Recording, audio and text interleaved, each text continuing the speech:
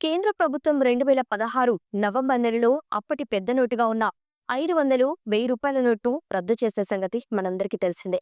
ఆ తర్వాత కొన్ని రోజులకు 2000 నోటుతో పాటు సరికొత్త డిజైన్లో 500 నోటును తీసుకువచ్చింది.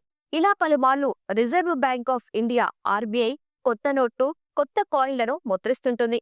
అయితే 2023 మే నెలలో 2000 నోట్లను కూడా ఉపసంహరించుకుంది. ఇక ఇప్పటికీ దానిని మాత్రం రద్దు చేయలేదు. ఇంకా ఇవి చెల్లుబాటులోనే ఉన్నాయన్న సంగతి తెలిసిందే.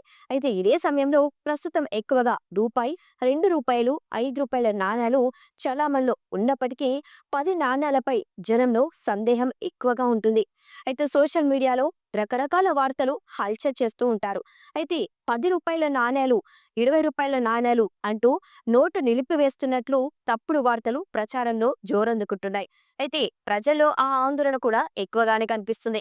మరీ ముఖ్యంగా రూ. 10 నాణ్యంపై ఎప్పటినుంచో ఇదే వాదన కొనసాగుతుంది. ఇక ఇది చెల్లుబాటులోనే ఉన్నప్పటికీ చాలా మంది ఇప్పటికీ వీటిని తీసుకునేందుకు ఆసక్తి చూపించట్లేదు.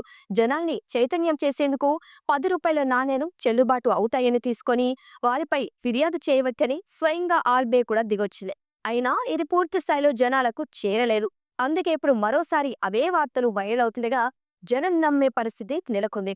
ఇక ఈ క్రమంలోనే కేంద్ర ప్రభుత్వం మరోసారి క్లారిటీ ఇచ్చింది.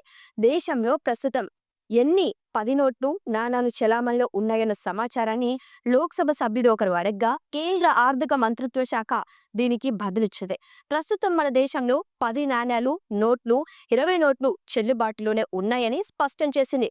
2024 డిసెంబర్ 31 నాటికి మార్కెట్లో 2,52,886 లక్షల రూ. 10 నోట్లు చలామణిలో ఉన్నాయని ఆర్థిక శాఖ వెల్లడించింది.